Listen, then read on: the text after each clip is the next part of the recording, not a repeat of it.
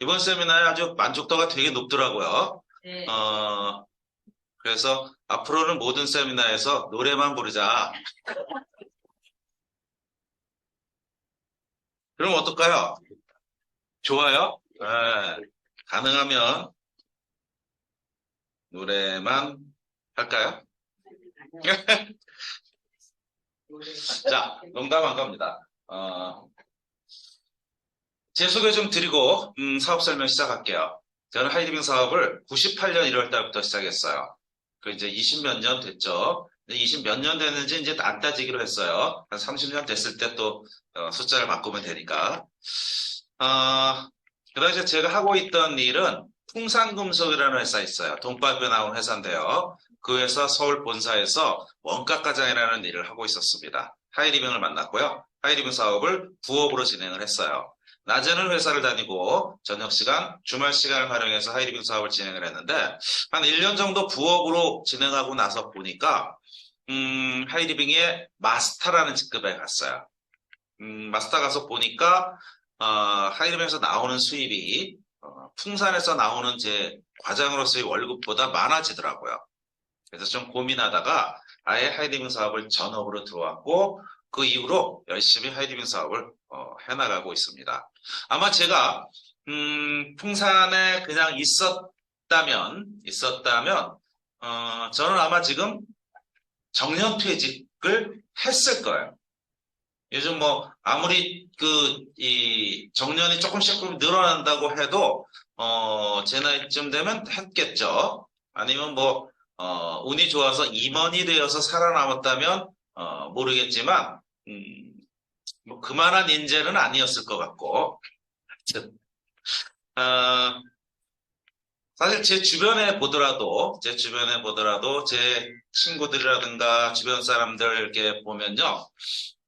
제 나이 또래 되는 사람들 중에 한 3분의 1 정도는 은퇴를 해서 현재 일을 하지 않습니다. 또 한 3분의 1 정도는 은퇴를 했지만 또 새로운 일을 하고 있습니다. 그러니까 뭐 일이 좋아서 하는 분도 있지만 먹고 살기 위해서 하는 분들도 있고요. 근데 은퇴를 하면 그 사람이 은퇴하기 전에 어떤 일을 했느냐 이거하고는 아무 상관없이 시급 1만 원짜리 일을 한다라는 거죠. 그죠? 네, 대부분 알바로 하는 일이니까 알바 시급 뭐 만 원 채 안 되죠? 네,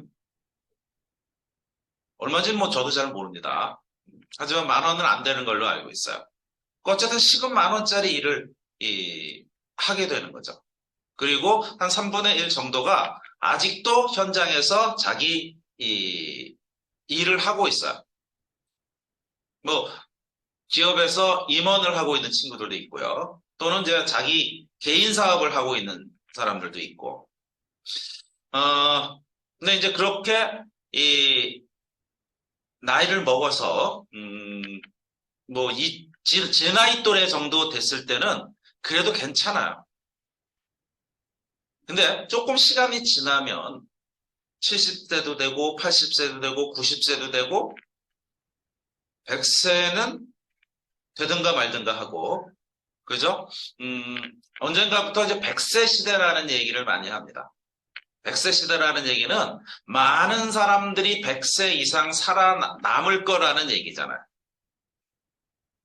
그러면 우리나라가 대충 뭐 한 60대 정도의 은퇴를 한다면 100세까지 어떻게 살아남아야 될까 하는 고민들을 해봅니다.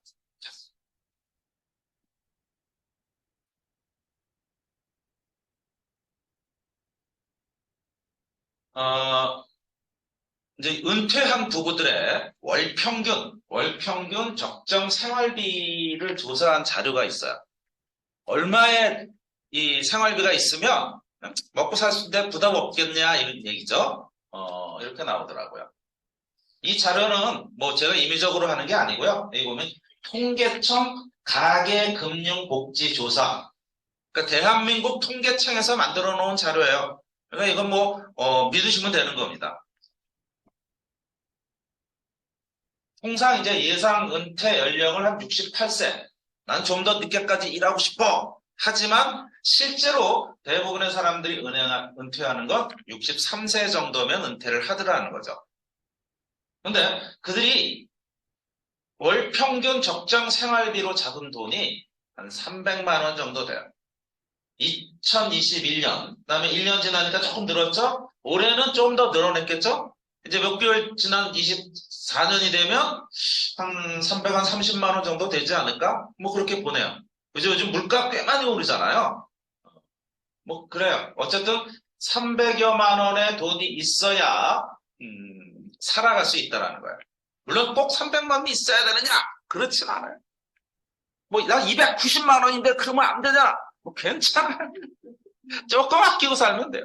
나 200만 밖에 안 되는데 그럼 조금 더 아끼고 살면 돼요. 근데 평균적으로 이 정도는 있어야 라이프 스타일을 즐길 수 있다는 거죠. 근데 그렇다면 적정 생활비는 한 330만 원 정도 되는데 실제로 노후에 수입은 어떻게 되느냐 하는 거죠. 그래서 노후소득 피라미드 이것도 역시 통계청 자료입니다. 그래서 퇴직한 이후에 월소득이 수입이 들어오는 돈이 매달 525만 원, 평균적으로 525만 원 정도 되는 사람들을 우리는 은퇴 귀족이라고 부른대요. 그렇죠? 귀족이죠, 이 정도면. 그 다음에 은퇴 상류층 한 370여만 원 정도의 수입이 들어온대요.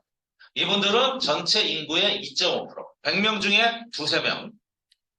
이분들은 100명 중에 8명. 합쳐서 한 10명 정도는 아까 얘기했던 적정 생활비 한 330만 원을 넘어서는 수입을 받아가는 거죠.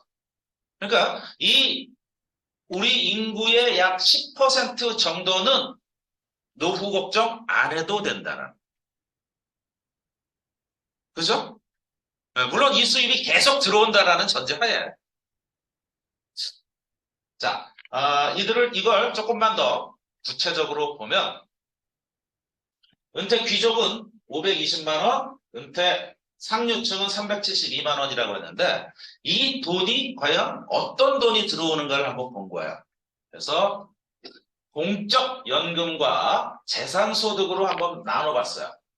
은퇴 귀족들은 공적연금이라는 것은 우리가 알고 있는 국민연금이라든가 또는 공무원연금이라든가 뭐 이런 어떻게 보면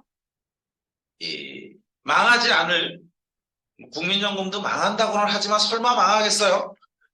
망하지 않을 연금이죠. 이런 공적연금이 평균적으로 한 177만 원. 그다음에 재산소득이라는 것은 내가 어디에 투자를 해서 이자를 받는다거나 또는 건물을 가지고 있어서 들어오는 세를 받는다거나 뭐 이런 수입들을 얘기하는 거예요. 그런 수입이 한 348만 원. 근데 은퇴 상류층을 보면 공적연금이 172만 원, 재산소득은 200만 원이에요. 자, 공적연금은 은퇴 귀족이나 상류층이나 단돈 5만 원 차이 나요. 5만 원 차이 나는 것 같고 뭐 차이 난다고 할 수는 없죠. 그냥 비슷해요. 문제는 재산소득이에요. 자기가 가지고 있는 어떤 재산에 의해서 창출되는 수입. 이게 이쪽은 348만 원이나 되는데 이쪽은 200만 원, 한 150만 원 차이가 나죠. 그 차이에 의해서 귀족이 되느냐 상류층이 되느냐 차이가 나는 거예요. 뭐 괜찮아요. 귀족이 되든 상류층이 되든 문제는 이분들이죠. 중산층. 그래요. 200만 원. 뭐 200만 원이면 죽지는 않을 것 같아요. 부부가 200만 원이면. 어때요? 200만 원 갖고 나는 노후 괜찮겠다. 오, 좀 배포들이 크신데? 그래요. 200만 원 갖고 못 살아요. 하지만 아주 아끼면 살 수 있어요. 근데 그 밑에 125만 원, 심지어 101만 원. 이게 평균이니까요. 이 맨 밑에는 5, 60만 원일 수도 있어요. 이 수입 가지고는 절대로 스스로 생존할 수 없어요. 누군가의 도움이 절대적으로 필요하다는 거죠. 그 누군가가 누구예요? 국가일 수도 있고 자식일 수도 있어요. 뭐 친척일 수도 있겠지만 그건 별로 많지 않겠고 친구 덕분에 이거 안 되죠? 여러분 국가나 자식이겠죠. 문제는 지금까지는 나 자꾸 이쪽으로 나가고 싶은데 얘가 나를 꽉 올가매네. 지금까지는요 우리 세대만 해도 자식이 부모를 부양하는 게 상식이었어요. 그렇죠? 지금 이곳에도 부모를 부양하고 계신 분들이 꽤 있어요. 근데 우리는 그게 당연하다고 생각했는데 혹시 내 자식이 내 노후를 책임져 줄 거라고 자신 있게 생각하시는 분 없어요? 자식 농사를 도대체 어떻게 지었길래? 근데 이게 상식적으로 불가능한 일이라는 거죠. 왜냐하면요, 저는 형제가 5이었어요. 그중에 누나 하나가 일찍 돌아가시고 넷이에요. 근데 제 주변의 친구들은요, 형제가 통상 막 8인 친구도 있고 12인 친구도 있어요. 근데 평균적으로 5은 됐던 것 같아요. 자, 그러면 이 중에 어떤 5명 중에 1명은 좀 잘 살지 않겠어요? 그러면 그 형제가 부모를 모시거나 또는 이렇게 조금 5 형제가 돈을 좀 모아서 부모님 모실 수 있어요. 근데요, 요즘 아이들은 대부분 다 외동이에요. 딸이든 아들이든. 그러면 아이 둘이 외동딸, 외동아들이 결혼을 하는 거잖아요. 결혼하는 순간 부모가 몇 명이 되는 거예요? 4명이 되는 거예요. 한 가정에서 2가정을 돌봐야 되는 거고요. 문제는 100세 시대잖아요. 100세 시대라는 것은 내가 100살까지 산다라는 거예요. 그럼 내 자식은 일찍 죽나? 내 자식도 그때까지 살아있을 거 아니에요. 몇 살이나 됐을까요? 한 70살 됐겠죠?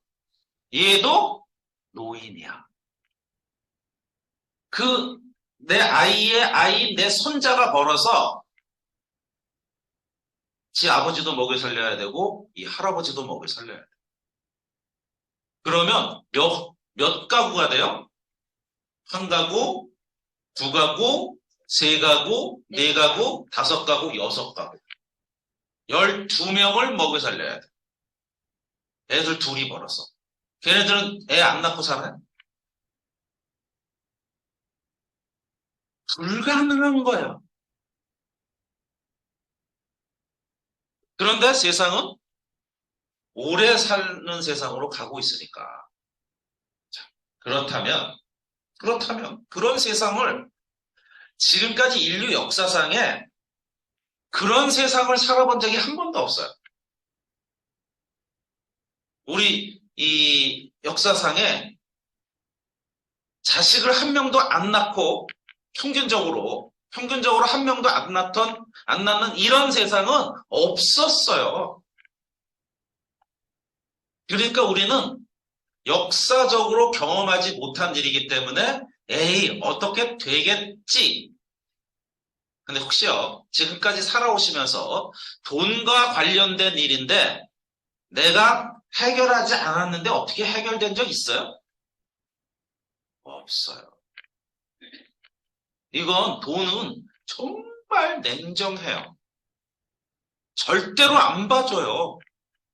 없으면 없는 거예요. 그렇다면 우리는 뭘 해야 되느냐? 이제 어떻게 하면 내 노후 수입을, 은퇴 이후의 수입을 100만 원이 아니고 120만 원이 아니고 198만 원도 아니고 이 이상으로 올려낼 수 있을까? 그래야 내가 편하게 자식들한테 아쉬운 소리 안 하고 눈치 안 보고 애들 오면 용돈이라도 주고 그럴 수 있는 거잖아요. 그렇다면 이렇게 올려내는데 과연 공적 연금을 늘릴 것이냐, 재산소득을 늘릴 것이냐 하는 거죠. 자, 아까 공적 연금 봤죠? 공적 연금을 늘리는 건 쉽지 않아요. 물론 내 나이가 20대야. 그럼 지금부터 연금 준비를 많이 하면 뭐 어떻게 될지도 몰라요. 하지만 내 나이가 이미 40대를 넘어가고 있어. 그러면 이제 와서 공적 연금을 늘린다라는 건 별 의미가 없다는 거죠. 늘어봐야 아주 조금 늘는 거예요. 문제는 이 재산소득. 내가 만들어 놓은 어떤 재산에 의해서 들어오는 수입을 늘려나가야 되겠다는 거죠. 그 재산소득을 늘릴 수만 있다면 우리는 노를 기쁘게 맞을 수 있어요. 요즘 앞으로의 세상이 막 엄청나게 변할 거다, 우리 책도 그런 책도 되게 많이 보잖아요. 근데 세상이 변하면 좋은 것들이 되게 많아요.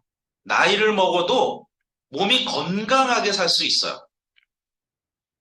문제는 돈이 없으면, 나이를 먹으면 안 건강하게 살아야 되고, 돈이 있으면 나이를 먹어도 건강하게 살 수 있어요. 우리가 100세까지 산다고 그랬을 때 사람들이 두려워하는 건 늙고 병든 상태로 오래 사는 거에 대한 두려움이잖아요. 근데 내가 나이를 먹어도 건강하고 내가 95세인데 한 5, 60대 정도의 건강을 유지하고 살아갈 수 있다면 그런 95세라면 살만하잖아요. 근데 똑같이 95세인데 꼬부랑 할아버지가 있고 똑같이 95세인데 저 정도 되는 건강을 유지하고 살아간다면 어떤 걸 선택하시겠어요? 꼬부랑 할아버지? 아니면 이성구? 그래요. 그러려면 돈이 필요하다라는 얘기죠. 자, 제가 사람들에게 적금 하나를 권장해 드립니다. 이 적금은요, 애치은행이라는 곳에서 하고 있는 적금인데요. 한 달에 10만 원씩 적금 매달 똑같은 금액을 붓는 거잖아요. 10만 원씩 입금을 하면 1년 후에 200만 원을 준대요. 내가 붓는 원금이 120만 원인데 200만 원을 준대요. 엄청나죠? 이러면 적금 들어야 돼요? 말아야 돼요? 네. 들어야 되죠? 저라도 몇 개 들을 것 같아요. 근데 만약에 약속하기를 10만 원짜리가 아니고 20만 원짜리를 들으면 1년 후에 600만 원을 주겠대요. 이건 들어야 돼요? 말아야 돼요? 들어야죠. 네, 목소리가 좀 갈렸어요, 이번엔. 그죠? 10만 원씩 입금하면 200만 원 준다고? 그거 좋은데? 10만 원씩 넣는데 600만 원이나 준다고? 이건 좀 사짜 냄새가 좀 나. 그럼 조금 망설여지죠? 자, 어쨌거나 그렇대요. 이 적금을 들지 말지는 우리가 나중에 생각하자고요. 근데 이러한 적금을 붓고 이만한 수익을 받아가려면 뭔가 있겠죠? 네, 그 조건이 있어요. 어떤 조건이냐? 1번 조건으로 200만 원을 받으려면 이용하고 만족한다면 3명을 소개해달래. 3명을. 나처럼 적금 들 사람 3명을 소개해달라는 거죠. 자, 내가 정말로 만족스럽다면 소개해 줄 수 있어요? 없어요? 이쪽 그까짓 거 못하겠어요? 왜? 그 사람한테 너는 1년 동안 10만 원 붓고 100만 원만 받아가. 이렇게 소개하는 게 아니잖아요. 너도 10만 원 벌었는데 200만 원 받는 거야. 이런 거라면 얼마든지 소개할 수 있죠. 또 2번 조건으로 600만 원을 받으려면 5명을 소개해달래요. 뭐 이것도 가능할 수 있어요. 근데 1번은 좀 그래도 혹하긴 하는데 2번은 좀 뭔가 미심쩍어. 저거 돈만 받아먹고 안 주는 거 아니야? 해서 1번으로 한번 입금을 해보는 거야. 그래, 나 1번만 할게. 나 그렇게 욕심이 많지 않아서 자, 한 달에 10만 원씩 붓기로 한 겁니다. 붓는다 그러는 거 맞나요? 네. 자, 제가 H은행에다가 10만 원을 넣었어요. 뭐 그렇게 약속을 했으니까. 그래서 이제 다 뭐 적금은 그렇게 하면 끝나는 거잖아요. 근데 갑자기 H은행으로부터 나에게 H은행에서 운영하고 있는 H몰에서 10만 원어치 제품을 구매할 수 있는 쿠폰을 보내주는 거예요.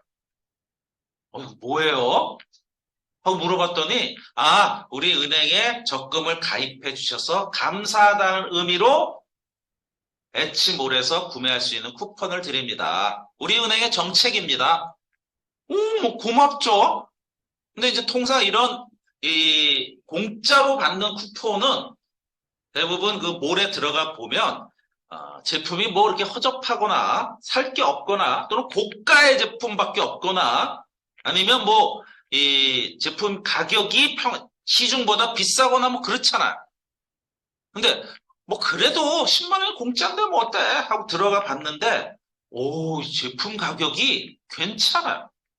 시중보다 싸요. 심지어. 이거 괜찮네? 하고 제품을 사서 써봤더니 제품 품질도 좋아요. 이거 괜찮다. 하고 있는데 다음 달 내 통장으로 통장까지는 아니고 내 핸드폰으로 메시지가 툭 오는 거예요.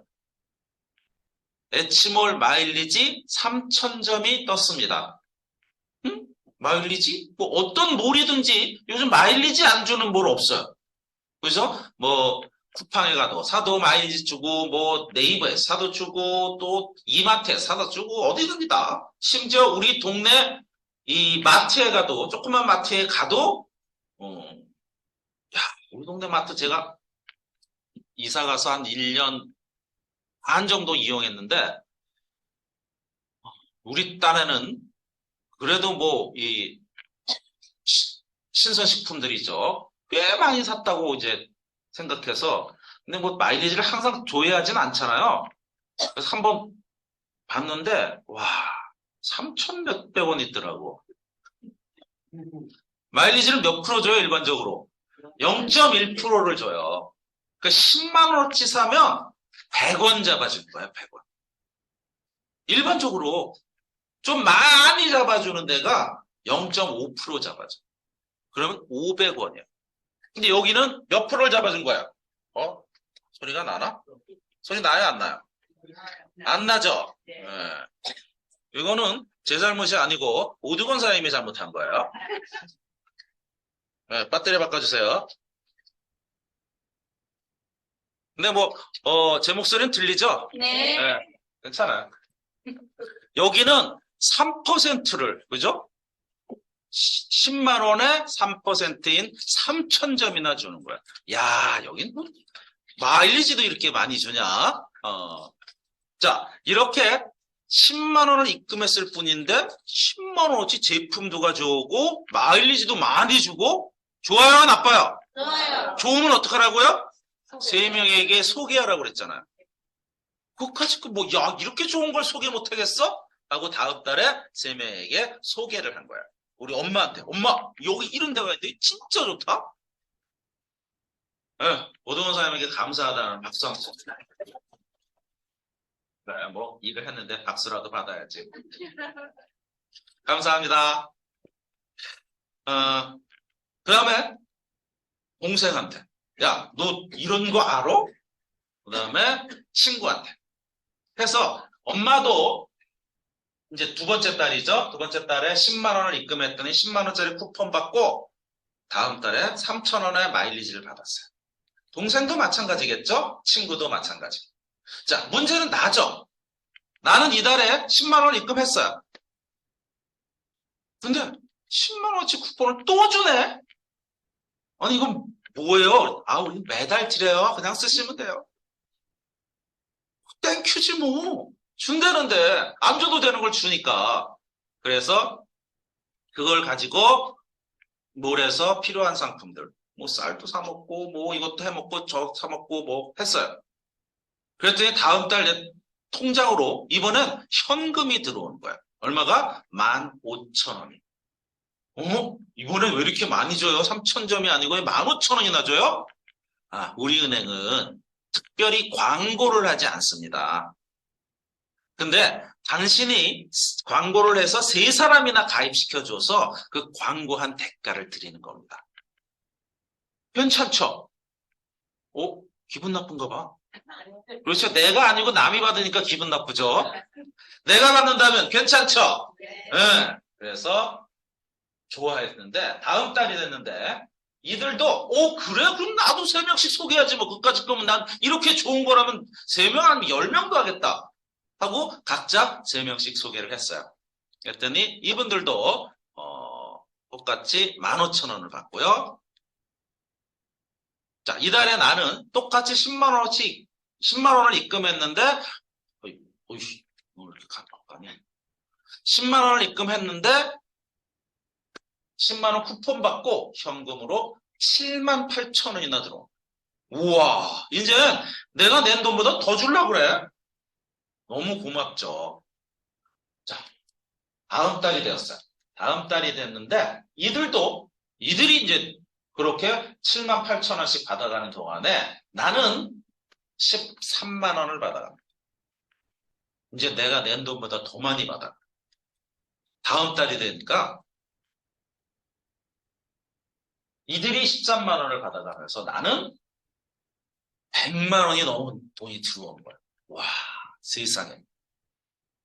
그냥 몇만 원 막 들어올 때만 해도 뭐 들어오면 좋지 그랬는데 100만 원이 들어오면 이건 뭐 너무 좋은 거죠. 다음 달부터 막 기대가 되는 거예요. 와, 이달에 100만 원 들어왔는데 다음 달에 얼마나 들어올까? 다음 달에는 드디어 250만 원이나 들어요. 와. 근데 이제 은행은요, 내가 1년 동안 붓고 200만 원이든 250만 원이든 한번 딱 주고 끝나잖아요. 근데 적금이라는 건 6개월째, 다음 달에는 내요, 안 내요? 7개월째. 내요. 그래서 10만 원을 이들도 받아갖고, 나도 또 받아가. 모두가 받아.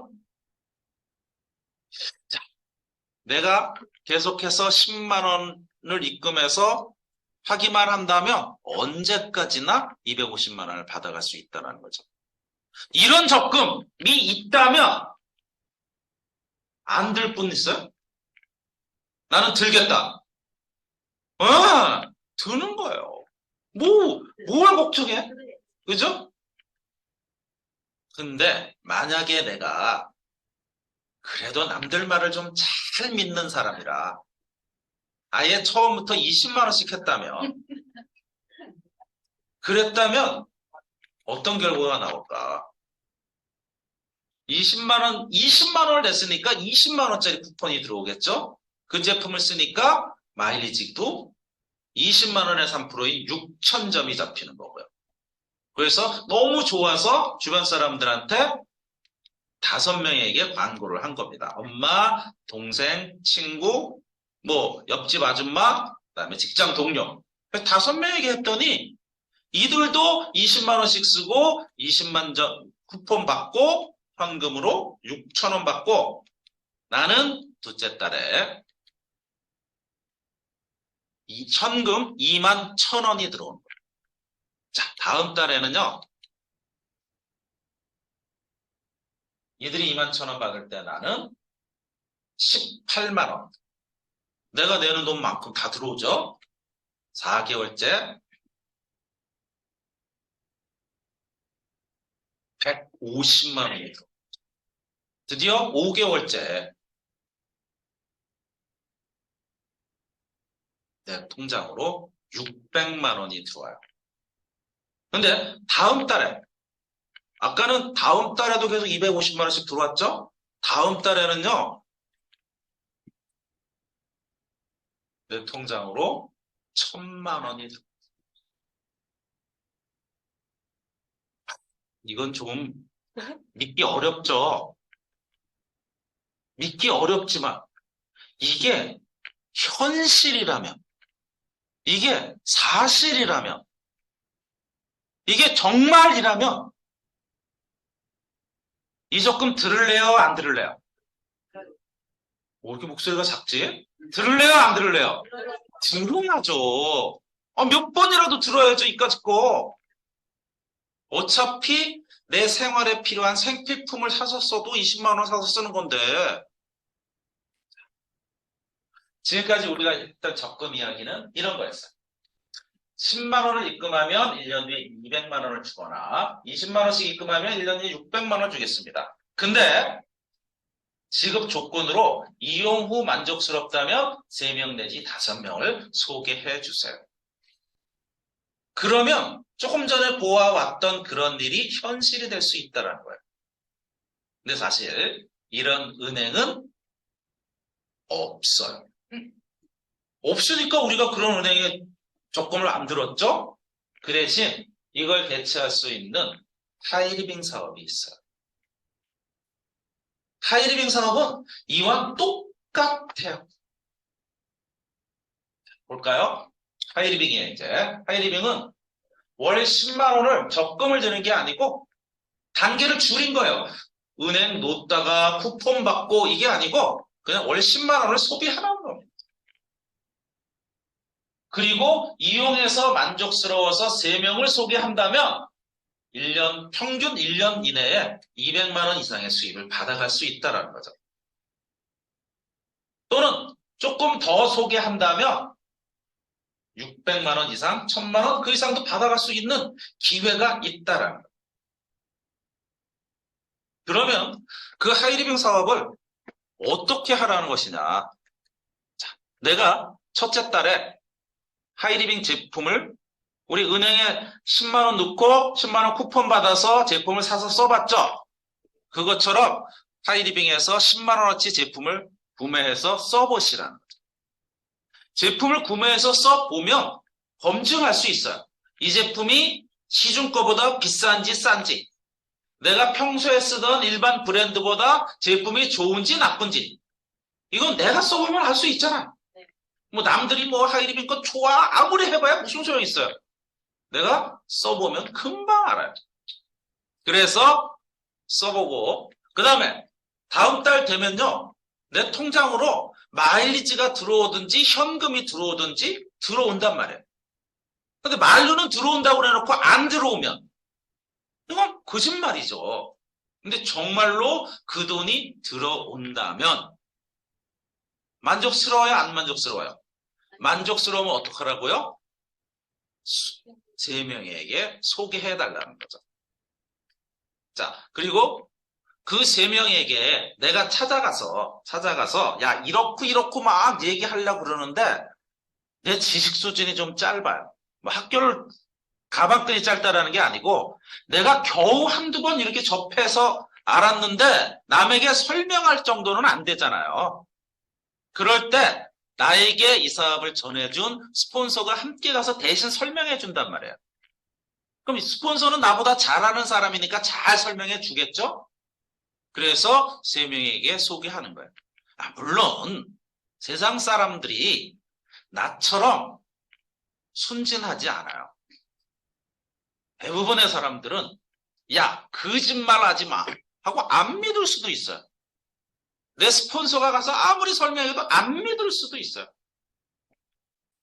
근데 사람들이 또 다 그렇게 영악스럽냐? 그렇지 않아요. 정말로 똑똑한 사람이거나 나처럼 순진한 사람은 믿어요. 그러니까 5명이 평균적으로 보면 그래요. 5명에게 얘기하면 1명 내지 2명 정도는 믿어요.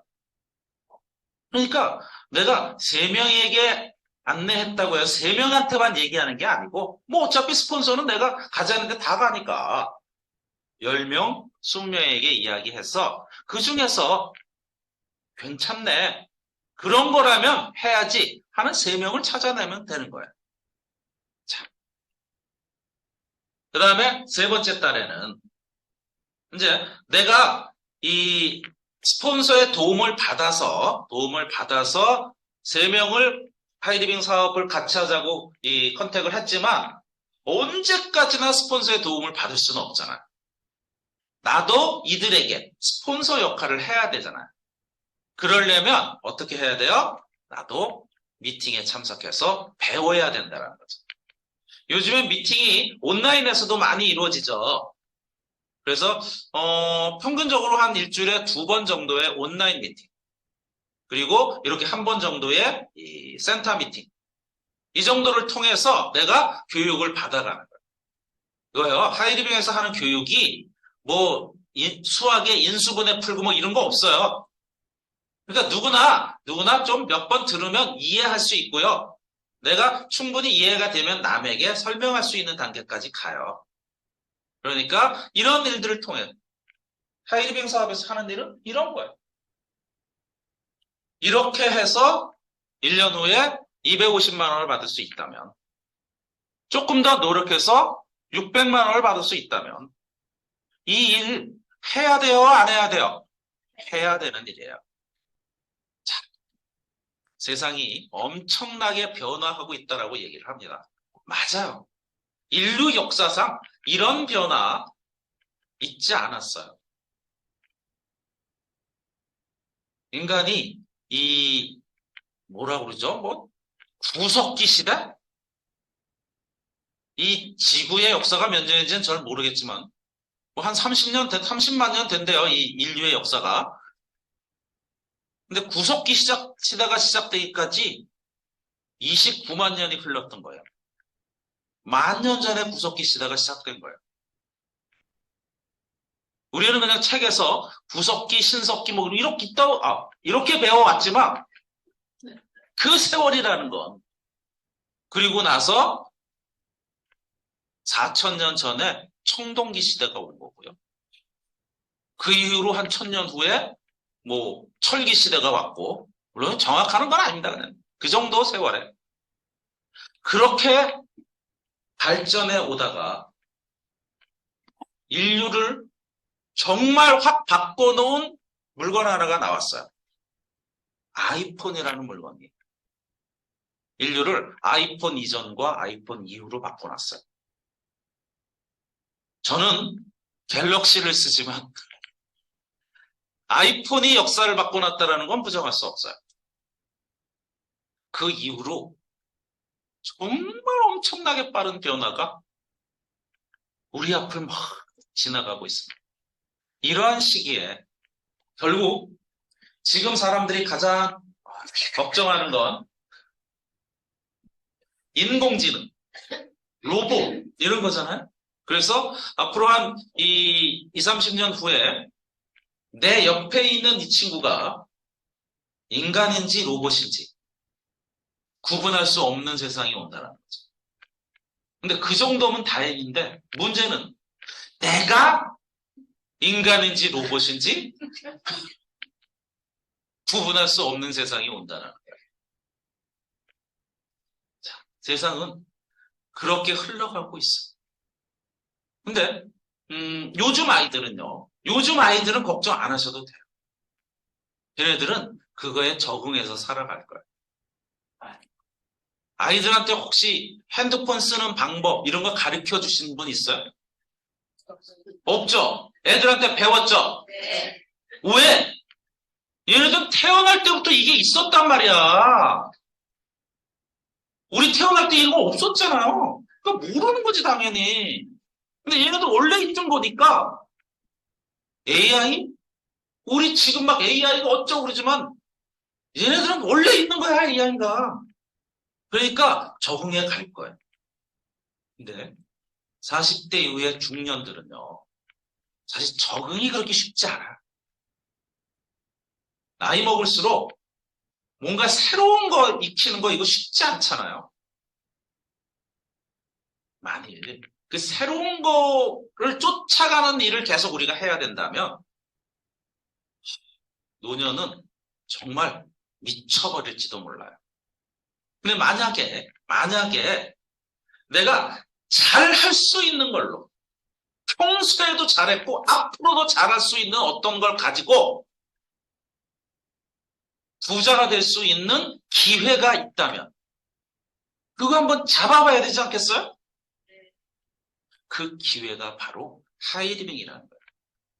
하이리빙이라는 일은요, 가장 중요한 게 소비하는 일이에요. 이 소비는 AI도 로봇도 하지 못해요. AI가 우리 대신 밥 먹어줘요? 그럼 우리 배불러요? 로봇이 뭐 세수하면 우리 얼굴이 깨끗해져요? 아니란 말이에요. 이건 인간만 할 수 있고 인간이 해야 되는 일이에요. 언제까지? 죽을 때까지. 그 일을 통해서 부자가 될 수 있는 일, 그게 바로 하이리빙 사업이에요.